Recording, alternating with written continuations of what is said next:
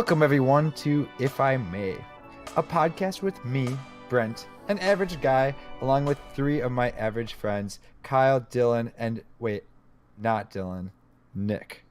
Dylan's actually not with us today. He has mic issues, so we'll hopefully see him next week when he can figure whatever that is out. And today we're going to talk about stuff while interrupting each other as politely as possible. This is episode 40. Let's go. I was like, you throw that little part in there or not? It's a dramatic pause right there. That was quite dramatic. I didn't know if dramatic. I had anything to say after that. So dramatic. Who wants to start? Who wants to start? Who's got what? Oh, it's March. It is. Yep. Spring is here. That's a fact. It's Groundhog. 77 degrees. What? 77 by you? Nice. 77. Yeah, it is like we're in not Florida 77 right here. What is it? Still polar vortex or no? No. Boom. Bomb cyclone. Bomb cyclone. Right now that's intense. It's currently 36. Let's see what tomorrow's supposed to be. Tomorrow's supposed to be a high of 56. So that's pretty decent. Nick, how about you? How's your weather? Oh gosh, yeah. Nothing gets a podcast started quite like talking about the weather. Oh yeah, that's the only way to go. With that in mind, I think we were going to touch 50 degrees for the first time in the last 5 months. I think is what I saw in the news. The melting has commenced in full form. My backyard is starting to reveal itself once again. It's quite a mess as I left it in fall with a lot of. I do have a backyard. I didn't exactly. Actually, I do have a lot of dog crap that I need to pick up because I'm lazy in winter and just let the dogs out, and we haven't picked up a whole lot. So that will be a project for hopefully when things dry out. I think we're due for it to be a mud pit for at least the next month. After that, I will have to commit to the first dry-ish day and go and do a thorough cleaning and not only fecal matter, unfortunately, but the leaves we did not get in the bin towards the end of the year as we should have, and a number of sticks. I have two very large trees in my backyard, and both of them have a lot of sticks that fall off of them throughout the year. So with some of the rough winter weather that we've had, there's a great number of sticks. I like to call them baby branches. Sure, baby branches that I'll need just to be throwing that in there because that was necessary. Lots of work to be done. Once we move past the weather, it is March, and there's only one thing that matters, and that is the tournament. And if you are listening to this podcast, it is Thursday. It is day one. It is arguably the greatest weekend of the year if you are a sports fan. It is. If I may, I could care less. God, Olympics, man. I love the Olympics. Olympics are solid. I can get behind the Olympics. About the Olympics. I care about the tournament. And gambling cares about the tournament. It is one of the big gambling events every year, and it is America's event. I mean, it is all the major colleges, all the major programs going head-to-head for dominance, and it's just not predictable. I mean, you look at the NFL playoffs, the Patriots are going to be in there every year. You look at the NBA playoffs, and it used to be LeBron was always going to be in the finals. I think I saw a stat where this is the first year in like 10 plus years where either Kobe or LeBron is not in the finals. So that's a very clear pattern you see. But when it comes to college basketball, despite scandals, despite things that are going on in the background, I still believe there is a pure element to college basketball and to the tournament.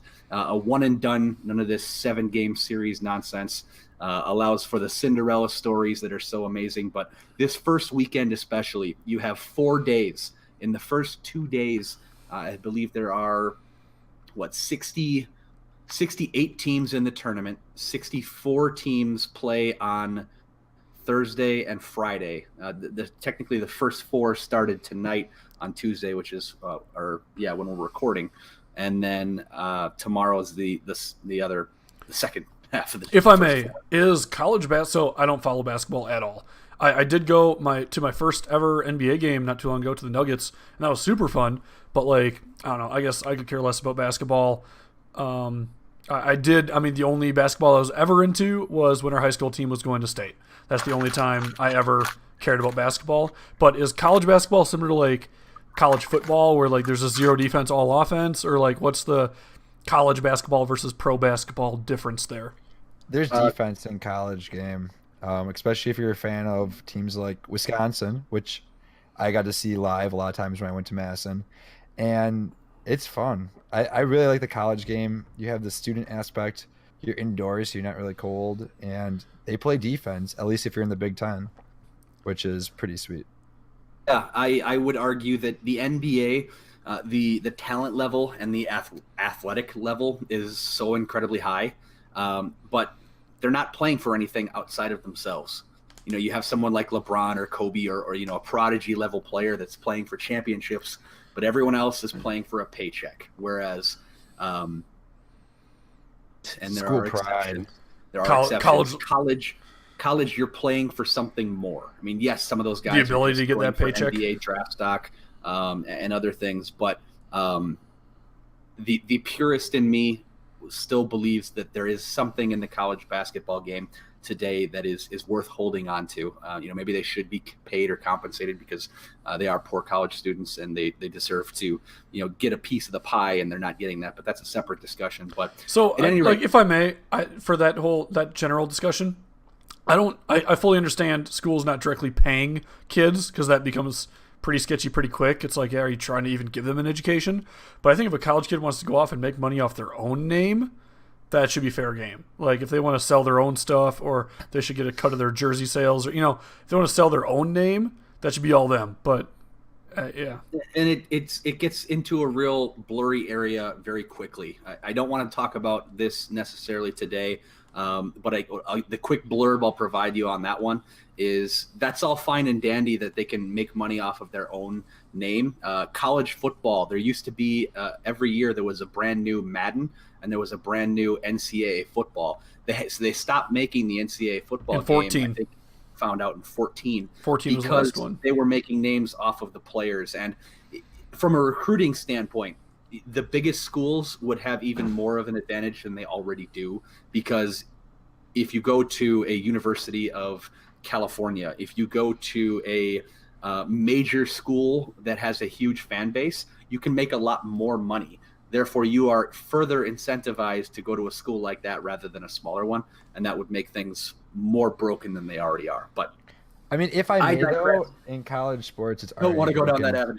It's already broken like that, though, because all the big players go to Duke, they go to UNC, they go to the ones that will get the primetime games, just like in football. All the good players, you want to get drafted number one, you're going to go to Alabama. It's no parity. But I will. Next weekend, I'm not going to earn it for you. Mind, there are games that are going to occur between Thursday and Friday. There are 4 games going on at any given point in time for the entire Thursday and Friday, and then there are 2 games at any given point on Saturday and Sunday. It is nonstop buzzer beater action. It is absolutely fantastic.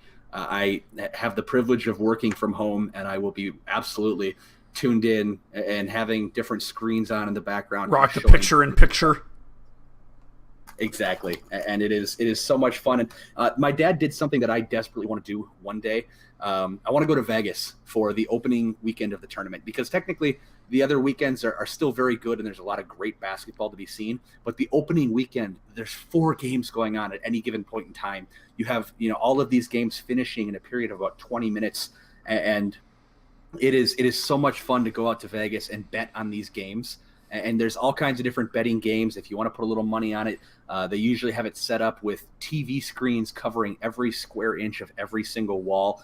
You have a few beers, you have a bunch of great snacks, and you're in Vegas, just kind of in that environment. Oh, that is the bucket. I don't know. So if I may, I can't see how that can compare. I remember it's been in Milwaukee in the past, at least the opening weekend for a while, and I know you've gone to some of those. I can't possibly imagine how sitting in Vegas is going to be any better than actually being at the games themselves. Isn't that that's a great point? March Madness, and you are right and wrong at the same time, because especially with that first weekend, being at the tournament was really cool. My father got tickets and was nice enough to take me, I think 2 years ago, maybe 2 years ago, I believe, in Milwaukee. He and I went. He just called me up like a week or two before and was like, "Hey, you want to go?" And my thought was, yeah, absolutely. Wouldn't miss it for the world. But Sure. here's the thing. That's only time. There are 3 other locations that have great games going on. And to be able to watch all those and go back and forth is a unique situation. The one thing I would add that kind of makes a difference, the way the tickets are set up for the games, after every single game, they need to empty the stadium.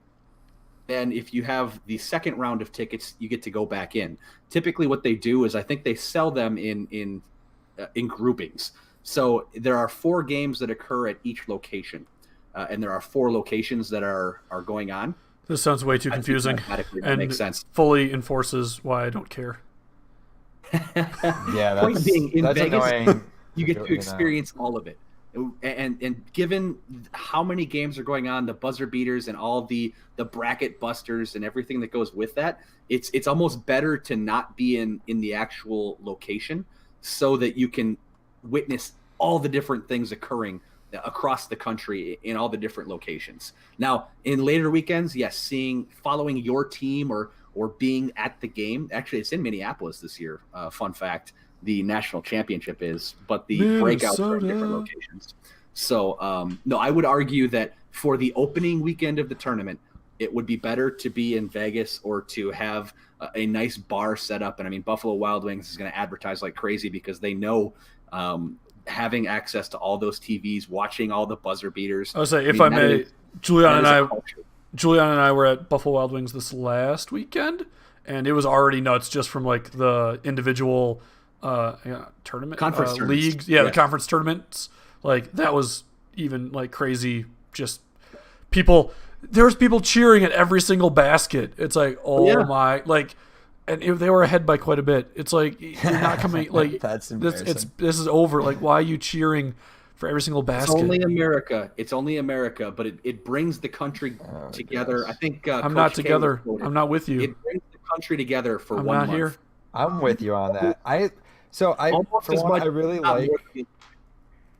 really like when it lines up with the state basketball tournament, so you can have high school and college at the same time. It's okay that it didn't. Yes, get all the basketball over all at once. That way we don't have to care. No. I want to quick, before we jump in, I want to do a nature news because it's kind of related to this. But before we do that, who's everyone's team? Real quick, who's going to win it? Kyle, you can just name a random college, and we'll tell you if it's in or not. I know of Wisconsin. There you go. Wisconsin's your team. They're probably not going to make it. Is there a Colorado team in? Is CU in? They'll be my second pick. Sure. I don't know. I'm going to go with Duke. I don't know. Best player. It's not a upset-driven one, but best 2 players in the entire college basketball. Is that one school that had like the nun show up to every single game in? They might be. Is that like St. John's or something? I don't know. They'll be my third pick. It was a small-time school. I know what you're talking about. Somewhere in Chicago. And they were winning, and they weren't supposed to, and the only game they lost is the one where the nun didn't show up to it. Oh, she was. Or she left early or something. Because she was sick. Who do you got, Nick? Who do you got? I personally will be betting on Duke. I think that's the smart bet. But I did see a very interesting breakdown of the statistics on ESPN. Not that I want to get too analytical about it, but they talked about like across the board, if they pulled some major stats as far as free throw percentage and winning record and quality of play from the guards and all this different stuff, they went off and listed a bunch of stats that basically picked the top, all of the like 8 seeds and above, because I think the highest seed to ever win it in the last like 25 plus years has been an 8 seed, I think, maybe even lower than that. But they pulled all those, and then they, basically said, okay, well, 11 of the last 10 years it was this or higher. 11 of the last 10 years, a point guard that scored 25 or more points was on the team that won the national championship. Way too much detail for me to care. Oh yeah, they did a crazy level of analytics, and they basically said North Carolina would win. Yeah, that's another popular. That's the final. I hope it's not 4 times in one season is too much. I think that would be entertaining. Boring. My personal hope is just because Virginia plays Wisconsin style basketball, I hope Virginia has a revenge tour to make up for last year. I need that because freaking Virginia, I picked them to win last year and they bombed out. I think it'd be hilarious if they lose again. A lot of people are going to sleep on them, and I think they're going to go on a revenge tour, and they're going to make it at least to the Final Four. I want to see them lose twice to a 16 seed. And that's basketball talk. All right, so nature news. Let's go. It's time for the nature news of the week.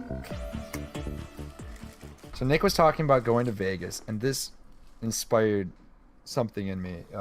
I saw an article this week that I found fascinating. There was a racing pigeon named Armando. Can I please wait? If I may, where can I find these racing pigeons, and how do I at least watch these races? I do not know because it's in China. Do I need to go to ESPN 8 The Ocho? Like, how do I watch pigeon races? It would be on there. I didn't see that. I didn't read that far into it. But right, you need to research this. This is very crucial. This is much better than college basketball. This racing pigeon sold for $1.4 million. This racing pigeon is worth more than I am. Mind you, a pigeon sold for $1.4 million. They refer to him as Lewis Hamilton of racing pigeons, which is some Formula One great. It's a European thing. I don't know. Now, do racing pigeons get named like racing horses, where it's like ah la la la la comes around turn number 3, or where they just like name them completely ridiculous things that the announcers have to say? No, this guy's name is Armando, which seems not bad. More of like a soccer name. You look at this pigeon though. You look at this pigeon, and I swear, other than it being pretty fit, I mean, it looks like a pretty athletic pigeon. As far as pigeons go, like it looks like any other pigeon that you might see on the street. Not even kidding. Speaking of, obviously pretty sleek, but this guy is multiple-time champion. Has the how old is this records, pigeon? Olympic records. It doesn't say. I don't think he's too old. I think he's I don't know. After like 2 years, these pigeons they start dying. I have no idea. Yeah, I have no clue. He is the greatest racing pigeon of all time, though, and 1.4 million. You have to believe it. If I may, how does pigeon racing start off? Be like, yo, dog, I think my pigeon's faster than your pigeon. Well, I'm sure it went back from they used to use pigeons to send messages. No, I've seen Game of Thrones. It's ravens. Well, okay, fine, but in the rest of the world, the real world, they chose to use pigeons, and whichever one could get there the fastest. I'm sure it was just exactly like what you said. Like, I bet mine's a little bit faster than your pigeon. Like, obviously, I got the message first, so all right, fine, let's go, let's get a race. I think, if I remember correctly, I think it was World War I. There was a pigeon that actually got like medals from the British Army because it survived this like crazy trip, got shot like 3 or 4 times, and still made it back to its destination to deliver its message. I'm sure that went super like well. That's the next level pigeon. Now, if I'm a pigeon though, I don't want a medal. I want lifetime supply of seed or something like that. You know, like give me the good stuff. Now, the thing that I was wondering, I'm like, why is this pigeon going for so much? And something that Kyle always mentions, you got to follow the money. And I was like, why is it if I may, real quick, in China, the only way that's legal to bet, like the only thing you can legally bet on in China is pigeon racing. So I think the last like 5 or 6 times that apparently I have said you just follow the money has actually been you saying that I say that. You do say it though. It stuck with me. 40 episodes later, Kyle. 40 episodes later. This is 40. This is 40. You know, this would have been a perfect episode time to have Dylan join because like 44 people. But yeah, Dylan's in some classified location doing classified army stuff, or not. I don't fully understand. All I know is he couldn't get his phone to work with Discord nicely, and the mic he bought apparently doesn't work with his computer because computers don't have both headphone and mic jacks anymore or something. Anyhow, yeah, I had that problem with my headphones for a while too, so I feel them. But that's yeah. So if I make it's kind of funny that the episode that is before the one we I get yeah, it. right. I get it. Well, we'll just flip the episodes or something. Anyhow, one pigeon story. Like, the gambling, it's all about, this is the only thing they can gamble. Well, you gotta have the best pigeons so you can make a lot of money off of them. I'm sure it's like Yeah. horse racing where you sell the chicks and you get a lot of money for the chicks. And I don't know. I just found it really funny. It's like, why would you sell a pigeon? You buy the for- pigeon and then you sell sponsorships. So like you want a red feather to represent your company. Well, that'll cost you $20,000, and we'll paint one of his feathers red to represent your company, and you'll know that that's your sponsorship during the race. There you go. All right. Well, that's all I got on that. I just wanted to bring it up. The one pigeon story I have is in Venice. Yeah, it was in Venice, in Italy, on our honeymoon. There was pigeons everywhere, and there was legit signs being like, "Do not feed the pigeons." Like, do not, like, they're more of a pest right now. Like, they're legitimately like considered a rodent over there because they're everywhere and they're like pooping and peeing on these old, or these ancient artifacts and buildings and stuff, and just eroding things. Like, they're basically considered vermin, and so They're rats with wings. they're basically rats with wings in Venice. So when we were there, we were at a restaurant eating, and this like 3 pigeons kept on like running under a table, and like it was like legit getting super annoying, and they had zero fear. So I kicked one, and it was fantastic. Kyle. Yep. Well, I didn't kick it hard. It was more of a shunt. But I was like, "Oh, please get between my legs." And actually, like, I did more of like a tries to like pinch it and like trap it in between my feet. And yeah, it freaked out, flew away, and didn't come back. Wow. So that is how you deter a pigeon in Venice. There you go. Yep. That's Life hack right there. Life hack So right there. we were just talking about the sports in general. I guess for me, I don't fully understand most sports games as far as like the draw. Like the whole like Madden, you get one every single year. It's like, I understand like updated rosters and whatnot, but I guess I've never been into any sport enough where I need to get every single game every single If year I when might, they come though, out with a didn't new you one. play the hockey? I feel like you played NHL hockey quite a bit. I had a NHL hockey game, which I played for maybe 2 hours total of play time, and that's about it. Yeah. Backyard hockey, slightly different story, and backyard baseball, slightly different story there. Those 2 games I definitely have some hours in. But, Yeah, but like Tecmo Super Bowl, Tecmo Bowl like- and Tecmo Super Bowl I have played quite a bit of. I'll give you that one. Sports I don't games know. have gotten worse as they've gone on, I think. Well, They start off they've gotten graphically better, but I think play-wise, I don't know. Maybe it's just not Maybe my not. thing. But speaking of games, Google just yesterday, Thursday if this comes out, so Tuesday, whatever, the 19th, released I forgot if it was at E3 or some. It was at some event. They released the knowledge that they're going to be starting up a new service called Stadia. It's like a video game service, and it's like a streaming video game service. And so it seems like this might actually be like the future of gaming, to me anyway. Because if you think about it, like, games went from buying every single cart. Well, first of all, you'd buy like a console, and the entire console was just a game. You'd buy Pong, and that was it. You'd buy an entire system just for Pong, and it was next level. Then like the next big hit was like the NES, or the original Nintendo, where you just bought all these cartridges, and now it's gotten to the point where graphics are getting better and better and better. And it seems like we've kind of started to flatline on the graphics department of things. Like, it's definitely still progressing, but I don't think we're seeing the giant leaps like we used to, where we went from like just a 2D image that was not colored like Pong to 2D sprites to a lot more colors and a lot more sounds that can be made. And then the jump to 3D with like the I think Atari Jaguar and the N64, and then the poly count got better and better and better, and it still is getting better, but it seems like nowadays the big thing is like digitizing everything. Where like I think I saw a joke once where it's like my Xbox game collection, and it's like your Xbox with just a ton of games on the shelf, and then my Xbox 360's collection, less games, and it's all on the hard drive, and then like my Xbox One collection, and there's only like 2 games stacked on top of the system. The rest of them are all just digitized on the hard drive. And it seems like the next logical step is no physical copies of games. It's all on the cloud. You don't even need a system. It's just cloud computing, and that's the general idea behind Stadia, is that literally you just get this controller or you buy this service. I guess I'm not still 100% sure how the purchasing of the thing is going to go, if you have to purchase a service or if it's just like you buy per game.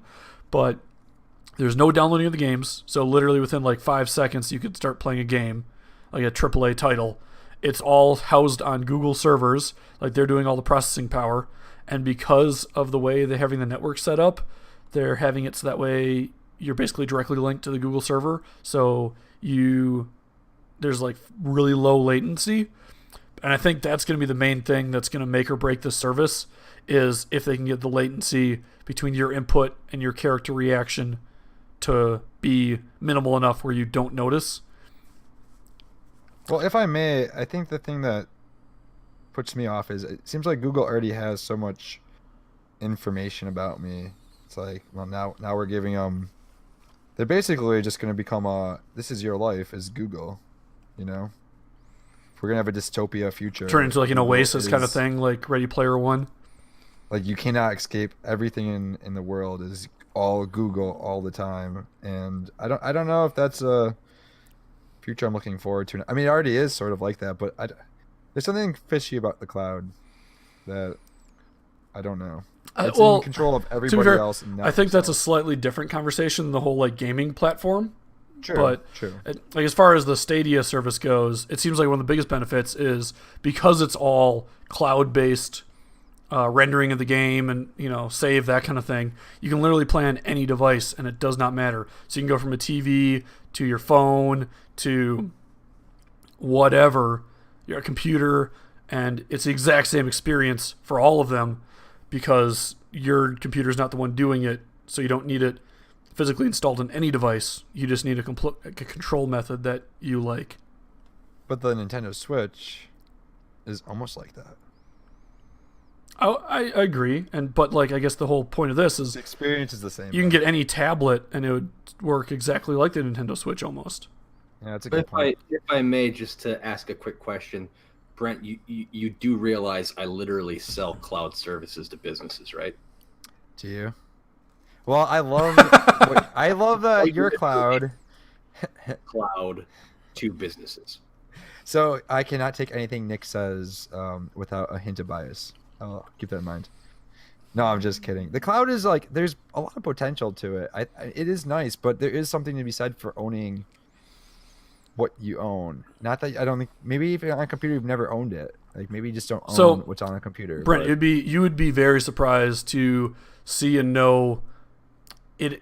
Right now, it is impossible for you to go through your day as is without interacting with Amazon. Or Google or Facebook. No, I know. It's no. Like Amazon, their web servers, I forgot what the stat is, but it's like 80% of the internet is hosted by Amazon servers. It's something ridiculous like that. Like Amazon, like they have their store and all that, but a good chunk of their actual profitability comes from cloud servers. Yeah, that makes sense. Because like all the websites and all the web pages are on it. It just seems like a lot to be putting on one company. And I mean, it's probably been like that already, but I remember there was a while ago that didn't Amazon server crash and it just like destroyed the internet for a while or something. Yeah, it's like Amazon Day every single year. Yeah, I guess or Prime Day. Yeah. You have legitimate questions, ask them, and I can probably give you an answer, even if it's pretty broad. Again, I literally sell cloud services. I guess, Nick, does your company work with the Amazon servers? We're a direct competitor. Okay. I wasn't sure if you were like an outsourcing of that or like a section of that in a way, or yeah. The company I work for is a direct competitor that's in the news fairly often, and we offer cloud services similar to Amazon. Our CEO would say ours are better, and they may or may not be. Amazon CEO will say theirs are better if we're asking. Well, I'm a CEO, and I'm going to say that my stuff is better.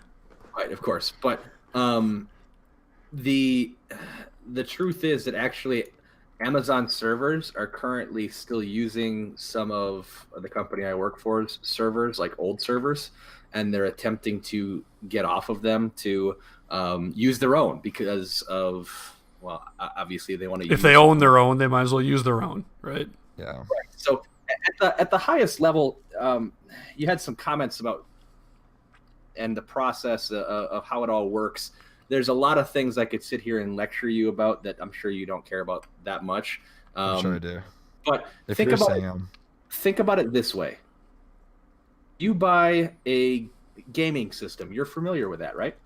yes. You've bought gaming systems most of your life or had them bought for you. Think about the technology and the approach there. You're buying a set of hardware that's standardized, that provides X quality and X service. And modern options require updates. Your Xbox requires updates. Your PlayStation. Even your gets computer. regular updates. Like my PC, It I used just to threw a new not, graphics though. card in not too long ago. Back even in the your- day, you didn't need those. What do you mean? Okay, but think about that. You didn't need it, but it never got better. Theoretically, you're using the same hardware today, and it is being optimized over and over to maximize its potential. But you're always going to be stuck having to buy new hardware eventually to compete and to grow. As a business, what- yes, that would make sense. No, in general. In general, your games, if you want to buy the latest and greatest game that puts you in the world of Game of Thrones, so you can Play walk Fortnite around, on your parents' 1998 computer. Not possible. Can't. work. Good point. And games and everything else will advance. Eventually, you'll need to buy new hardware. What the cloud offers, security questions and everything else I could walk you through, but I'll just stick with me through this analogy. What the cloud offers and why it's scary but good also for businesses is it takes you needing to buy the hardware. That's why what Google's doing is actually kind of intuitively the next step. Like instead of having to buy an $800 console or whatever ungodly price they're going to charge for it, they're basically saying, hey, subscription fee or whatever this is, and you have a controller, and we'll maintain all your data, we'll manage all the hardware. It's just an internet speed question. Yep. So Which that's is always a question. But instead of having to upgrade and get a new computer, get a new Xbox, get a new PlayStation, whatever it is, it's all just there, and it's the computing power is maintained in data warehouses that store all the information, have all the computing power, and just send you the final product. And that's the draw for businesses. really all you have is a screen. You don't like that's all you need is a screen. You just need an access point to the data, which doesn't need to be housed next to you. Now, the quick blurb I'll say for business is IT professionals do not like the cloud, but it's just because of job security. If you could automate all of accounting and finance as a accounting professional, I would not like that. I would doubt that. The same thing happens with IT.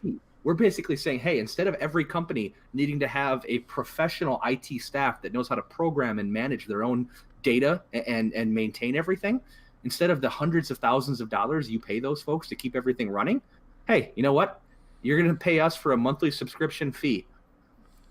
Take care of it. Oh, and by the way, our efficiency is 99%, and it's contractually obligated. Our systems will not crash, and if they do crash, we'll be paying you a large amount of money or giving you a huge credit for a long time, because contractually we need to keep you in 99.97 or some crazy percentage up. That's better than a lot of companies can maintain on their own. Oh, and by the way, upgrades and other things, you never need to worry about them. There's no downtime. Like entire organizations are shut down for weeks at a time because they're upgrading or they're trying to figure things out with insufficient IT if I may, staff. real quick story Matter. at the manufacturing facility I worked at. So the company I work for, apparently all of our company's servers go through the one manufacturing facility. As far as like it's a really giant building in the United States, so it just makes sense to house the private, because the company I work for has a lot of like aerospace, defense security stuff, confidential ITAR things that you can't have on the cloud. You're just not allowed by the U.S. government to have those kind of things in an insecure area or on the cloud. So everything's backed up in servers in the manufacturing facility. Apparently during, I forgot exactly what it was, if it was a fire drill or it was some sort of quote unquote routine reset or something like that. Somebody at the building, one of the IT guys, accidentally pulled the wrong lever, so to speak, and shut down the internet for the entire of our company. And it's, a global company, and it was down for multiple hours. So I don't know how much that accidental button push or switch pull cost the company, but I'm sure it was a ton, because it was every single engineering facility, every single manufacturing facility got shut down for internet. Like, just internet was gone. It was nuts. That's brutal. But I think that's, like, kind of to echo a lot of Nick's points, that's where the Stadia seems like it has a lot of potential. I think the main two things are going to be, how much does it cost each month, or can I just buy games I want? And then number two is, what's the latency? If the latency is noticeable, it's no good for me. Like, if you have any serious gamer out there, they want zero latency. And if there's anything that's noticeable by a serious gamer, you're not going to have a sellable product to the serious side of gaming, which is like the people on YouTube, Twitch, which drive the mass public to a certain service or a certain game, or, that kind of thing. Absolutely. And there's, if I may, there's one more little blurb I'll throw in here, which is really interesting for me as a business perspective, and then I'll shut the hell up after that. But the last thing I'll share is the idea of the data lake. I'm not sure if you've heard of this concept. I don't think I've even heard that term. Data lake is a term, and there may be other terms for it, but that's the one that is used within the organization that I work for. And that may not be a publicly shared term, but it makes sense, and I'll tell you what it is. So we have this cloud computing, and you have businesses that have all of their information stored in the data warehouses around the world that we have. And what they do is they store that data, and the data is stored individually, and only the people with the access to it who are within the company can know what that data is. However, as if they opt into it, we take their data, we wipe away any trace of recognition. So you'd never know if what's a company that we don't work with. I don't know if we work with this company or not. Just use Google. Just throw Google in there or something. Sears. Sears is tanking. Shopko is tanking. Kmart. Sears is a large retailer, and in a better time they were doing better, but they store all their data in the hypothetical cloud we're talking about. We would take all their data, if they allowed for it, and we would add it to a data lake, a data pool, and we would take another retailer, Kmart, and we would take all their data, and we would dump it into the data lake.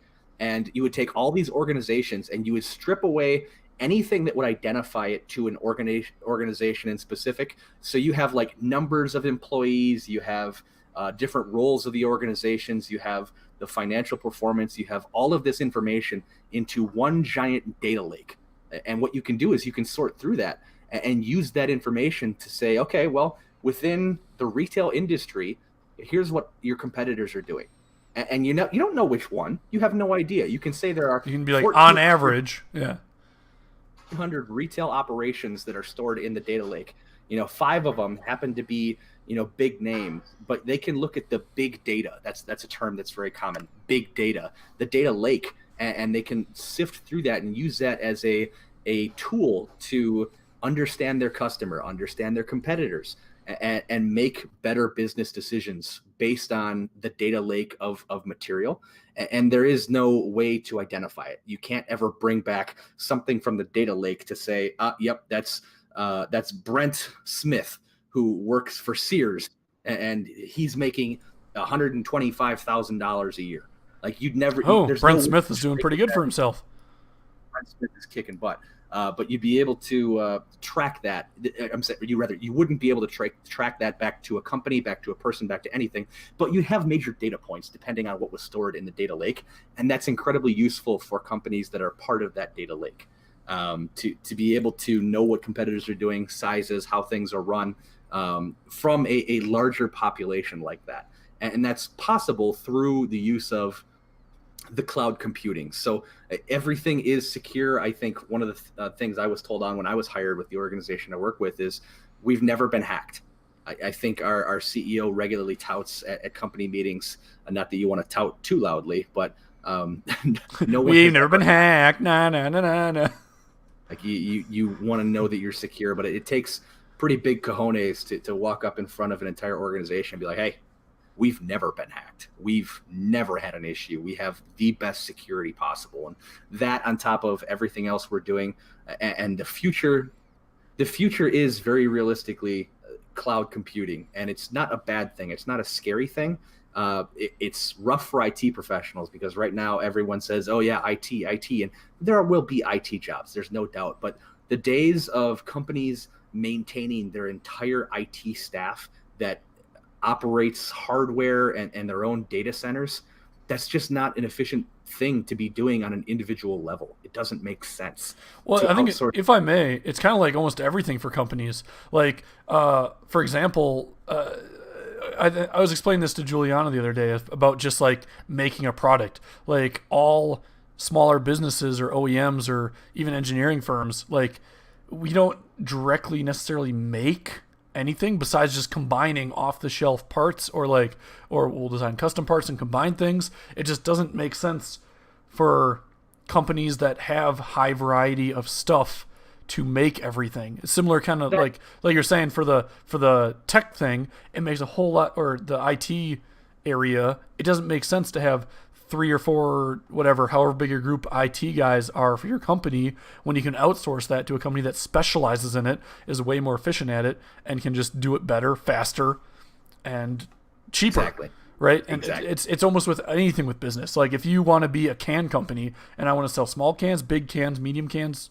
whatever, the peel top cans, the cans you have to the cans you're allowed to microwave, whatever, you want to sell all those cans, it doesn't necessarily make sense for you to make all those cans, but you can go to this guy who's really good at making small cans, this guy's really good at making medium cans, this guy that's really good at making large cans, buy whatever you need to sell to your end customers from all of them, and then be like, okay, customer, here's your order of 5 small, 3 medium, and 2 large. Like, here's your order. And instead of them having to go and source all those things for them. Absolutely. And I actually worked for an organization in Wisconsin. I'll use the name because I haven't worked there for a number of years, but Alta Resources. And that's not even something overly technical. What Alta Resources does is they have a bunch of customer service reps.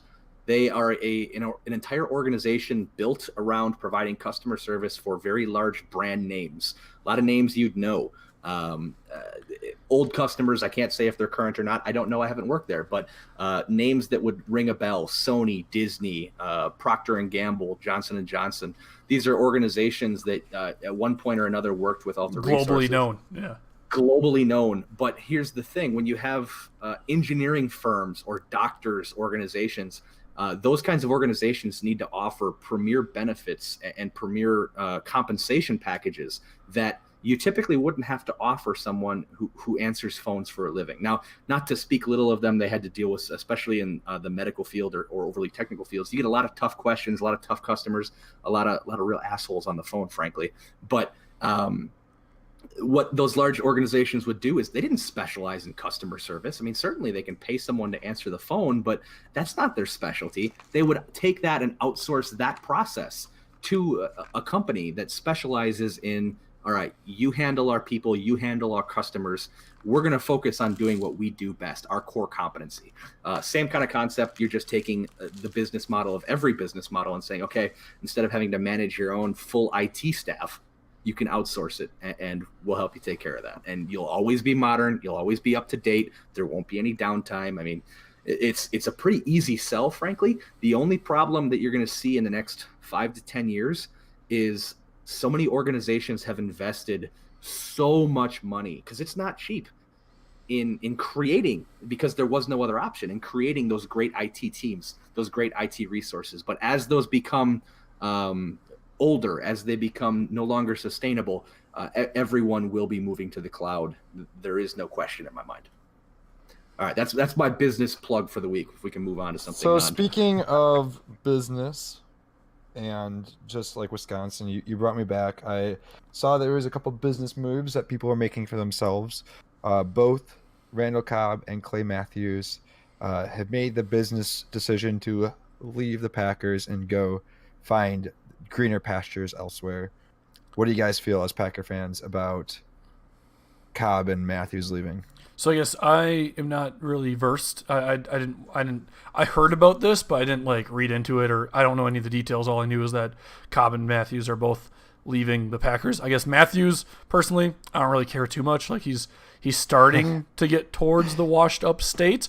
I think his leadership in the locker room and Call him out. leadership on the field is still pretty good. And he obviously he still made some plays last year that were needed to be made. He also made some plays. Yeah, he also made some penalties that were, in his defense, pretty sketchy and not necessarily actual penalties.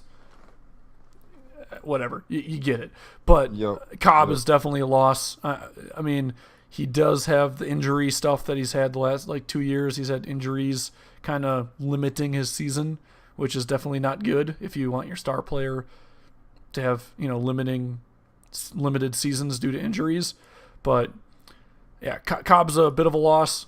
And then Matthews, he's definitely is a loss. He's definitely a face of a Packers. I'm sure he was, I forgot what the term is, but branded or whatever, where he's signed as a face of the Green Bay Packers. I forgot what that's called, but face the franchise. Yeah, like a franchise tagged. That's the word. But I guess did they choose to leave, or did the Packers just not pay them what they were requesting to be paid? I wouldn't be surprised if it was a little bit of both. I don't think the Packers. That for you if you want. Oh yeah, go ahead, Nick. They weren't going to make an offer for him. Not an offer that would be anywhere near what they wanted. Quite frankly, Cobb was a good slot wide receiver. He was never capable of being a number 2. He was quick, but he wasn't tall, and he didn't have outstanding route running like a Jordy Nelson did. And Jordy was also much taller, but I can say that, yeah, we weren't going to offer him the kind of money he wanted. He had an injury last season and was, what I'll say, far from productive. Same thing with Matthews, where he only had 3.5 sacks, I think last year was a stat I read. If you put him as middle linebacker, he is incredibly intelligent. He's incredibly experienced. He is, the face of the franchise. Franchise tag is actually a term that has more meaning, I think, than you may be aware, Kyle. Franchise tagging is a formal process of saying, okay, we're not going to sign you to a long-term deal, but we're going to make you the one player each franchise can do it to. They will give you a contract that pays as much in the 1 year as is the average of the top 5 best paid at your position. So that is actually a contract technical term, franchise tagging. He was certainly one of the faces of the franchise, he and Aaron Rodgers both, but franchise tag is actually a separate tag. But he's too slow. I think we all loved A.J. Hawk. He was fantastic for many years, and I think he's one of the leading tacklers in the organization. However, he's the leading tackler. Well, he's now he's doing announcement booth stuff. He's actually doing pretty good at it too. He's pretty funny. A lot of players are transitioning into that, but he got too slow. He could not keep up with anybody. And Clay Matthews is unfortunately in that same category. He is incredibly strong, but never the strongest guy. He was never a great bull rusher. He always found a way to dip underneath the tackles on the edge or slash through the middle quickly before anyone could react. Smart his way into the situation. Yes, when he lost his speed, he lost his ability to be an effective pass rusher. He's still a great tackler, but he's just too slow. So, if I may, do you think his decline? So, if I may, do you think Clay Matthews' decline is directly correlated with the fact that he got busted or not busted for PEDs? I don't really know. I don't remember that situation, but there was a very common thought that he was on stuff. I think it was mainly because of him being in Pitch Perfect 3, to be honest. I don't even know though, because if you look at him in college, he's tiny. He was a good player, but he definitely bulked up really fast, almost like a JJ Watt, where they're all of a sudden monstrous people. I know there was something that they were investigating him for too, so I don't know. Is maybe he lost a step because he couldn't get his extra little juice in the morning. He got too slow. You can use steroids all you want. You can use whatever PEDs, and I'd like to think he didn't, but truth is I believe most players at one point or another were on some kind of what should be banned or is frankly banned substance in their careers. Prime example, I was fortunate enough to play at a very high level at the high school level, and I played at the All-Star game for the state. And there was a player on a rival team in Wisconsin, who I won't name, who's actually in the NFL now, that I went against. And his teammates basically told us flat out, yeah, he's on something. I'm not going to say what it is. It doesn't matter. This was high school, and I was never tested, and I was pretty good. No one I know was ever tested at that level, but that to compete at the highest levels of any sport, especially at the Olympic level, there was a very interesting podcast about the Russians cheating in the Olympics and doping and all this other nonsense. And I mean, the NFL is a league based on winning. And in order to win, you need to have the very best players possible. And there are a lot of things you can do to not break the rules and still be better chemically or physically or however you want to look at it. And, is Clay part of that? Maybe. I mean, I'd like to hope not, but I wouldn't be surprised if he was. It would be a little disappointing, but if he is, I'm sure he's not the only one. And the game is today better than it's ever been, making more money than it's ever made. It's not going to change quickly. So I guess that's my blurb on that. Ultimately, Cobb was injury prone and was never capable of being a number 2. If he can go back to being a slot receiver, he can have a few more productive years. And Matthews lost a step. And at linebacker in the NFL today, speed kills. Speed is everything. And if you don't have that, you're just not going to be a great player or even a good player anymore, especially at the linebacker position. If I may, real quick on the whole steroid thing, especially that Russian Sochi Olympics scandal thing. There is a documentary on I'm a huge documentary guy, and there's a documentary on Netflix called Icarus. I think the title or the box art's like Putin's face in like red monochrome kind of thing, and it is a fantastic documentary discussing what went down in the Russian sports. The general idea behind the documentary is that this one guy who's an amateur cyclist wanted to see, like, hey, like, how hard would it really be to get away with doping in an amateur event? Like, so he wasn't going for, anything professional. It was just an amateur event, but the amateur event did drug test. So the general consent, idea of the documentary was, how easy is this to do? Like, can guy was can on I get the away Joe with it? Rogan on the Joe Rogan podcast. If you haven't listened to that, listen to it. I'm assuming you've watched the documentary, but Joe Rogan had him on his podcast, and it's about an hour and a half long, I think, at least. And they talk about the making of it. They talk about the scientist for the Russians who is like on the run from the Russian government. And So that's what I was going to get into, is that the scientist so this guy started by working with an American doctor, and the American doctor was like, dude, I can't be supporting this. Like, this is unethical. And so he went and found the Russian doctor that was basically in charge of the doping for the Russian Olympics.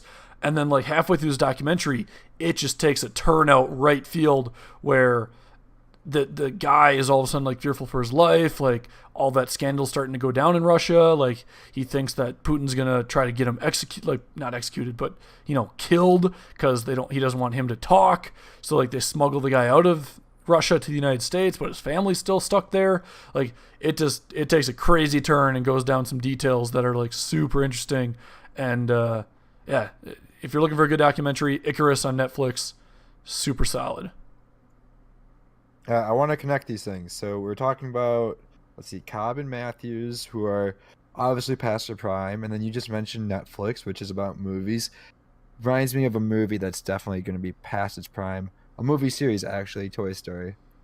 Not gonna lie, after the first one, maybe even after the second one, it's a cash grab now. I just saw a it is trailer 100% a cash grab. Toys. It always was, actually. Honestly, it was like the first movie with advertised toys or something like that. Well, the original Toy Story was, I think, it's a fantastic idea. It's a classic. Like, Toy Story 1, great movie. And then I don't know if Toy Story, at some point in time in filming history, people decided that sequels are okay to make and try to make more money off of an initial movie. I don't know when that was decided, but it's gotten to a ridiculous point with like Transformers even. Like that's just a prime example of a god-awful franchise. And like, oh, Fast and Furious. It's not even about cars anymore. They're saving the world at this point. It's just like, okay. But Star Wars is no longer about stars. Actually, I don't think it ever was, but Star Wars, I mean, if you watch those last few movies, are it got absolute cash grab. It got Disneyified. Yeah. But I'm just not excited about it. I mean, Frozen 2 is coming out. That looks to be the exact same type of thing. It's also a cash grab. Yeah. I miss the days of unique non-cash grabby movies. I will say, Marvel. Actually, we just saw Captain Marvel. Maybe we can talk about that in a second here. But like, I think the Marvel movies, like, I don't know how, but they are doing that right. Like, I don't know who's behind this mastermind, but somebody has a overarching plan for the Marvel franchise, and they're doing a great job at executing it and making sure that every single character, has a good, at least a good, if not necessarily great, but at least a good backstory. And then there's a great one every once in a while. And then just when they come, Marvel's doing it right.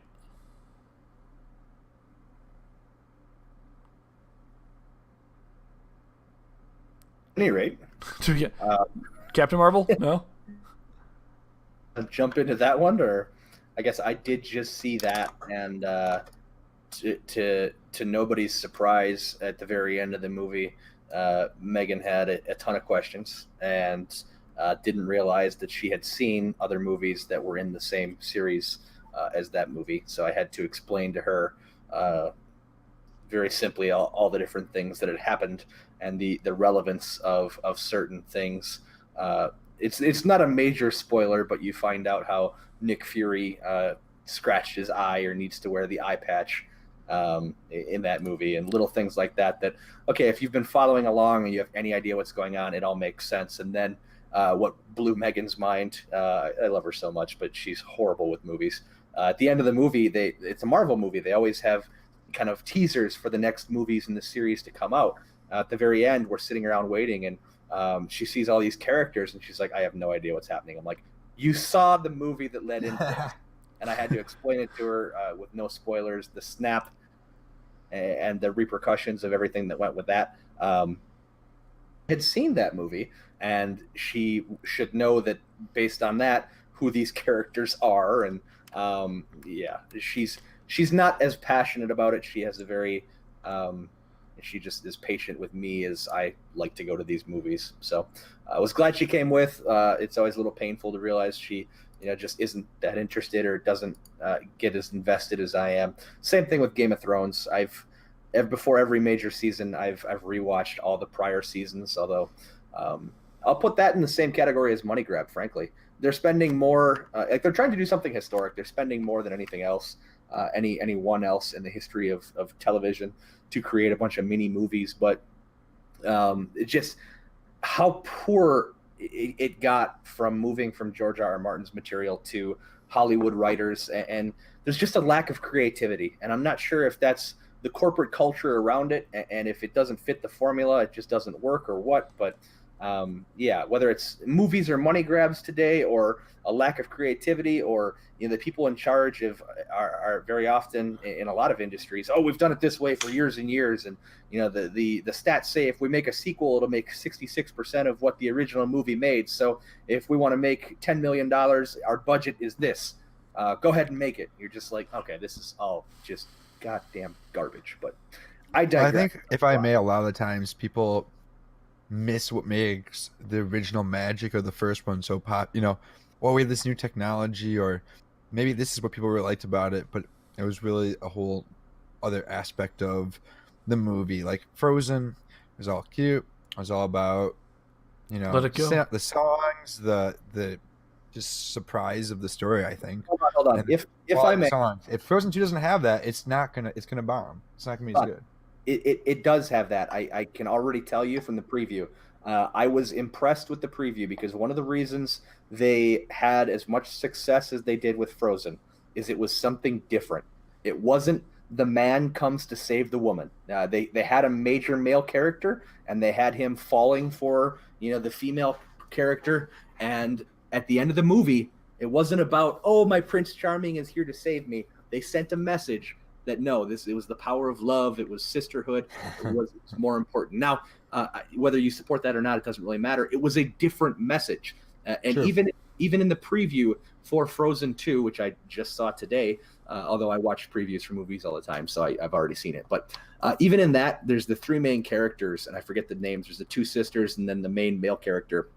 And the main male character is standing in the middle, and he's got Sven, maybe, I don't know. He's got a sword on his belt, and they're walking away from the camera, and then the redhead turns around and sees something and grabs the guy's sword and starts swinging back at the camera. We don't know what she's swinging at or what perspective we're seeing it from. But even in that, they seem to maintain, okay, these women don't need a big, strong man to save them. He's one of their compadres on this adventure, but it's not about him being the prince to save the day. It's the two girls working it out, and he's just kind of there.